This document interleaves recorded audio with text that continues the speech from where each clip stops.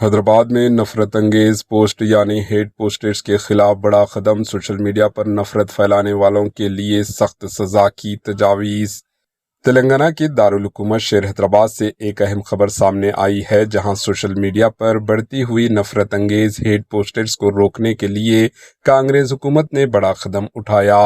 Telangana assembly में minister Poonam Prabhakar ने एक अहम बिल पेश किया, जिसका मकसद सोशल मीडिया पर नफरत अंगेज हेट मवाद को कंट्रोल करना है।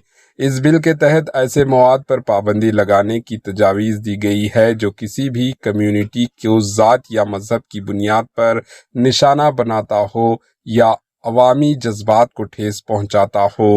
कानून के मुताबिक अगर कोई शख्स नफरत अंगेज हेट पोस्टर्स शेयर करता है या वायरल करता है या फैलाता है तो इसे 1 साल से लेकर 7 साल तक की सज़ा हो सकती है। इसके साथ साथ 50,000 रुपये तक जुर्माना भी आयद किया जा सकता है। कांग्रेस हुकूमत का कहना है कि इस कानून का मकसद सिर्फ सज़ा देना नहीं बल्कि माशरे में अमन व अमान कायम रखना और सोशल मीडिया को एक महफूज प्लेटफॉर्म बनाना है। माहिरीन का मानना है कि ये कदम नफरत अंगेज हेट स्पीचेस और पोस्टर्स के खिलाफ एक मजबूत कार्रवाई साबित हो सकता है, जबकि कुछ हलके इस पर आज़ादी इजहार के हवाले से भी सवालात भी उठा रहे हैं।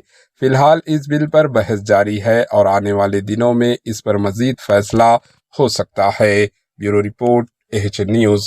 For taking into consideration of the Telangana Hate Speech and Hate Crimes Prevention Bill 2026. Minister Garu. Sir, Honorable Speaker, sir, I beg to move for taking into consideration of the Telangana Hate Speech and Hate Crimes Prevention Bill 2026. Motion moved. I request the Minister to explain the silent features of the bill. అధ్యక్ష, ఈ చట్టం తేవడానికి ముఖ్య కారణం మీరు చూస్తూ ఉన్నారు. ఈరోజు సమాజంలో విద్వేషపూరితమైనటువంటి ప్రసంగాల వల్ల ఏ విధమైనటువంటి వ్యవస్థ ఏర్పడుతూ ఉందో, ముఖ్యంగా డిజిటల్ మరియు సామాజిక మాధ్యమ వేదికల ద్వారా విద్వేషపూరితమైన ప్రసంగము మరియు ద్వేషపూరితమైన నేరాల సంఘటనలు గణనీయంగా పెరిగినవి. ఇవి వేగంగా వ్యాపించే స్వభావం కలిగి ఉండి ప్రజాశాంతి సామాజిక సామరస్యములకు తీవ్రమైన హాని కలిగించే అవకాశం ఉన్నది. అట్టి చర్యలు మతము, కులము, జాతి, లింగము, భాష మరియు ఇతర గుర్తింపుల ఆధారంగా వ్యక్తులు మరియు సమూహాల మధ్య శత్రుత్వము, ద్వేషము మరియు విభేదాలను ప్రోత్సహిస్తూ సమానత్వము, గౌరవం మరియు సౌభ్రతత్వం వంటి రాజ్యాంగ విలువలను బలహీనపరుస్తున్నది. ప్రస్తుతం అమల్లో ఉన్న చట్టపరమైన వ్యవస్థ విద్వేషపూరితమైన ప్రసంగము మరియు దేశపూరితమైన నేరాల ప్రవర్తనను సమర్థవంతంగా నివారించుటకు, నియంత్రించుటకు మరియు శిక్షించడానికి, అలాగే ప్రభావితులైన వ్యక్తులకు రక్షణ మరియు పరిహారం అందించడానికి ప్రత్యేకమైన మరియు పటిష్టమైన చట్టమును చేయవలసిన అవసరం ఏర్పడినది. అందువల్ల కింది లక్ష్యాలను సాధించుటకు చట్టాన్ని రూపొందించుట అవసరమని భావించడమైనది.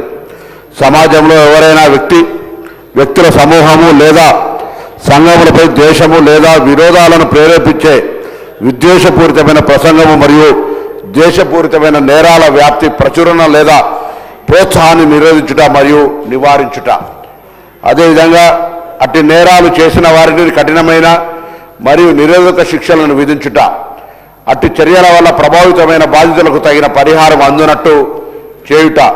కాబట్టి ఈ బిల్లుకు సంబంధించిన లక్ష్యాలను, ఆ ఉద్దేశాలను సాధించడానికి కొరకు పెట్టడం జరిగింది. ఈరోజు మరి ఉద్రేకపూరితమైన ప్రేరేపితమైనటువంటి అంశాలు సామాజిక మాధ్యమాల ద్వారా అనేకమైనటువంటి జీవితాలకు సంబంధించిన అంశాలతో ముడిపడినటువంటి పరిస్థితుల్లో దీని మీద కొంత చట్ట సవరణ చట్టాన్ని తీసుకొచ్చి భవిష్యత్తులో ఒక ప్రజాస్వామ్యానికి మరి విలువలను కాపాడే విధంగా ఉండాలనే అంశంతో ప్రభుత్వం బిల్లు తెచ్చిందనే మాట మీ ద్వారా గౌరవ సభ్యులందరికీ తెలియజేస్తాను అధ్యక్ష.